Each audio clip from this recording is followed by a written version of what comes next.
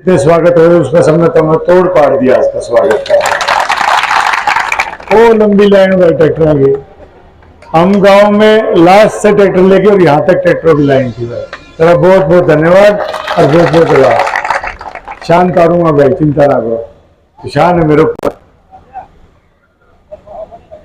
पिछले 10 सालों से बीजेपी सरकार है, सबसे ज्यादा जो परेशान है वो मेरा किसान परेशान है।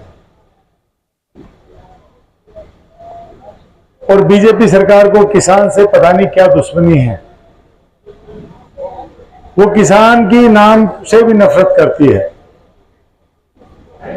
ये जब आए थे बीजेपी के, जब सरकार आई थी तो 2004 और 2005 में इन्होंने किसानों के हक में कपड़े निकाल निकाल के प्रदर्शन किया था और ये कहा था कि स्वामीनाथन आयोग की रिपोर्ट लागू करेंगे। और फिर एक सत्ता में आए, जब इनको मैंडेट मिलने की उम्मीद थी, जब ये कहा कि हम किसान की आमदनी 2022 में दोगुनी करेंगे, ये वादा था इनका, और वादा से उल्टा किया। आमदनी तो दुगनी करे नहीं, खर्चा दुगना कर दिया। खर्चा हो गया, दुगना होने हुआ है। जो पेट्रोल डीजल हमें दुनिया में तेल के भाव के हिसाब से, जो पेट्रोल डीजल हमें 50 रुपए लीटर मिलना चाहिए था, 100 रुपए हो गया भाई। और ये हिंदुस्तान एक ऐसा देश है जिसमें फार्म इक्विपमेंट्स, मतलब हमारे ट्रैक्टर है, रोड ट्राली के ऊपर जो है ना टैक्स लगाया है, जीएसटी लगाई है।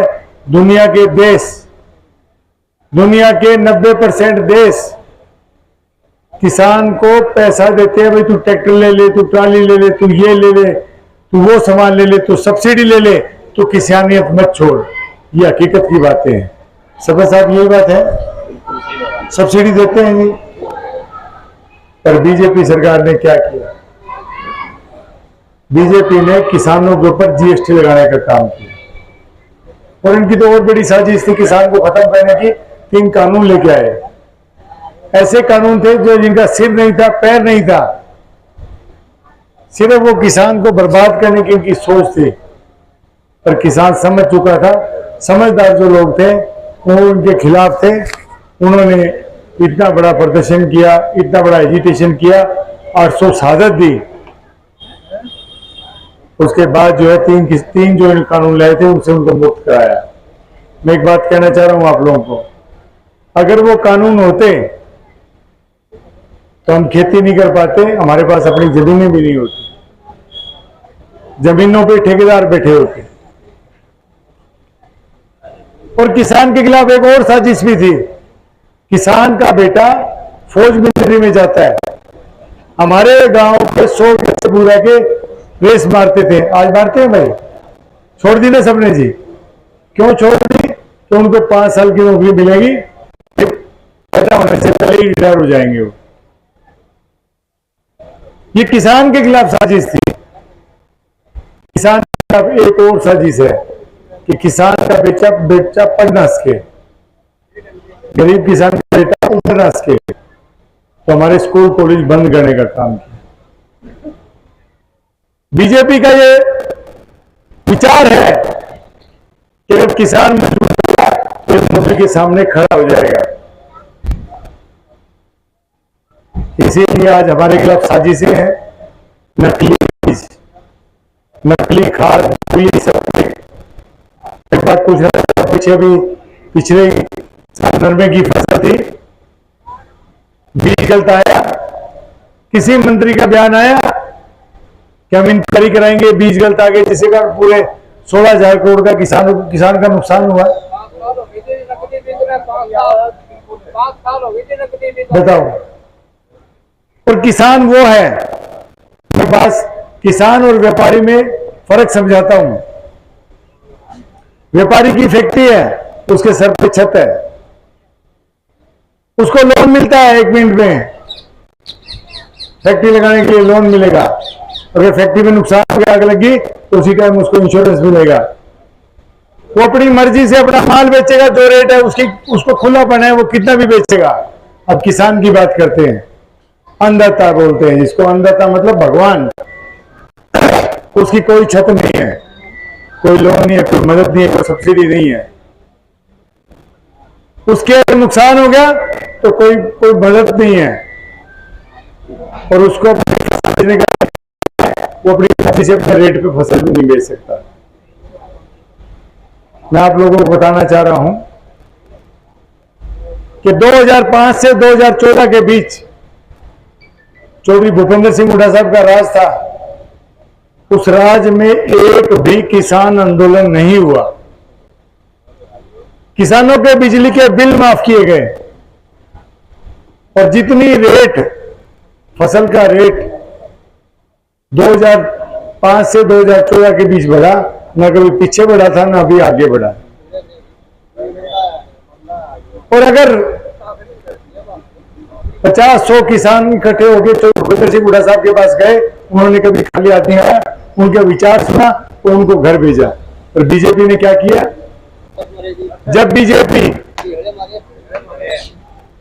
जब किसान आंदोलन के खिलाफ गए तो हमारे 750-800 किसानों को निगल गए, सरेआम उनकी हत्याएं हुई है। 750 किसानों को तड़पा के मारा गया। मैं तो आप लोगों के बीच आज आया हूं। मैं पहले भी इस प्रश्न में आया था, उस दिन भी मेरे को बड़ा लोगों ने कहा, मैंने भाषण सुना है, मैंने एक ही बात कही कि मैं चौधरी भूपेंद्र सिंह हुड्डा साहब का सिपाही हूं। यही मेरा भाषण सुना था, आज मैं रिपीट कर रहा हूं, चौधरी भूपेंद्र सिंह हुड्डा साहब का सिपाही हूं और कांग्रेस पार्टी के लिए तैयारी कर रहा हूं। भाई जिसको टिकट मिले हम सब उसकी मदद करेंगे, यही बात थी जी। और आप लोगों ने भी मेरे को एक बात कही थी कि भाई अनिल ईमान टिकट लिया, उसके बाद हम तेरी मदद करेंगे, हम तेरे को जिताएंगे, यही वादा था जी। और बीजेपी एक और बकवास करती है, वो एक और गलत बात करती है। बीजेपी कहती है कांग्रेस फूट है। हमारे जितने नेता, क्योंकि हम सब बराबर के लोग हैं, सभी टिकट सबका था, और सभी ये भी था एक आगे बढ़ रहा है एक पीछे बढ़ रहा है, सभी बराबर के लोग थे। किसी में 2-4% आगे, भगवान की कृपा रही मेरे अंदर रही, मेरे को आशीर्वाद से मिले बाकी सारे। और मेरे सारे साथी, मेरे सारे वो सारे मेरे साथ खड़े हैं, क्योंकि इनका वादा था कि हम सब ने मिलकर चौधरी भूपेंद्र सिंह हुड्डा की सरकार में आनी है। अब वो मीडिया वाले नहीं आते, अब वो मीडिया वाले गए कहां जो ये कहते थे कि कांग्रेस का फूट है, क्योंकि उनके पास कोई जवाब नहीं है। मैं सिर्फ ये कहना चाह रहा हूं कि अगर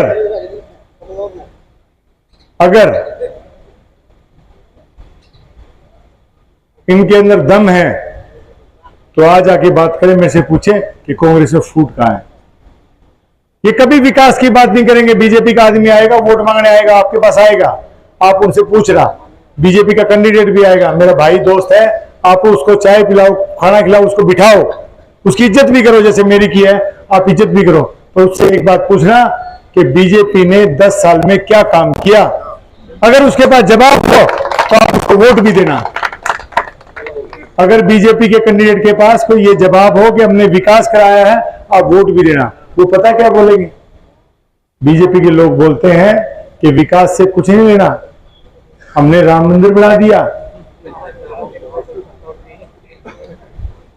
वो ऐसी बात करेंगे, वो जाति धर्म की बातें करेंगे। ये गलत बात है, उनकी सोच गलत है। मैं आप लोगों को बताना चाह रहा हूं कि हम सब जो बैठे हैं, क्योंकि थोड़ा लेट भी हो रहा हूं, शॉर्ट करता हूं, थोड़ा लंबा हो गया भाषण। मैं आप लोगों को बताना चाह रहा हूं कि भाई मेरा मकसद जो है, मेरा क्या, हम सब कांग्रेस के हमारे हुड्डा साहब बैठे हैं, सारे बैठे हैं, सरपंच साहब बैठे हैं, सभी का एक ही मकसद है। यही मकसद बने, साथ बने जी। अरे सारा मकसद बता दो भाई, कि उड्डयन है ये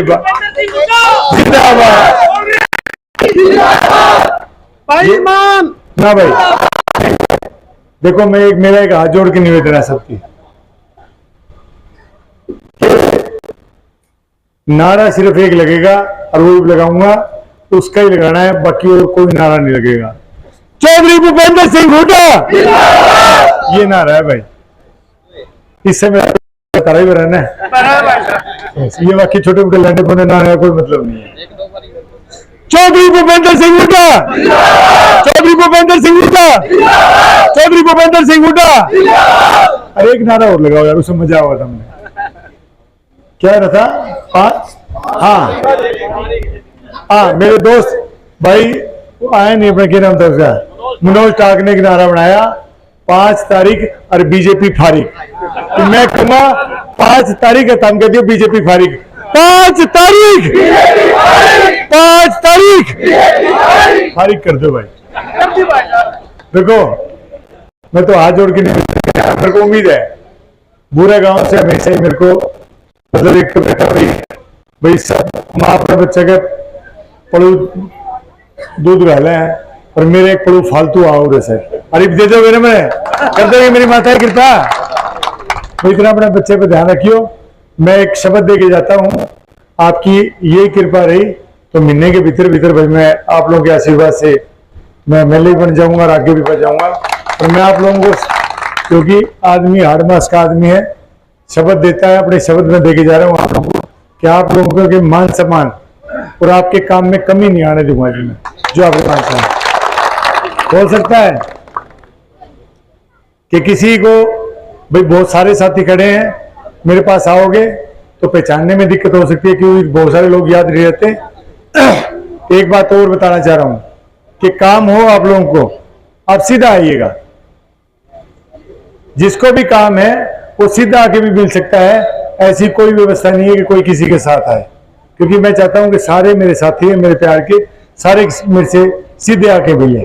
कोई दिक्कत तो नहीं इस काम में जी, या चाहिए ना सबका ने। और यही बात है भाई साहब, आप लोगों का बहुत बहुत धन्यवाद। और माताओं हम ध्यान रखियो, एक काम कर दियो मेरा छोटा सा, ये तो कोई करे तो नहीं करे क्योंकि इनकी अपनी मर्जी रहती है। पुरुष समाज तार से कोई पूछे ना कौन खड़ा है, नूका मारा मान खड़ा है, नून आगे दियो मान खड़ा है, मारला मान खड़ा है, ठीक है। नूना वोट किसी ने तो मारला मान ले जाएंगे,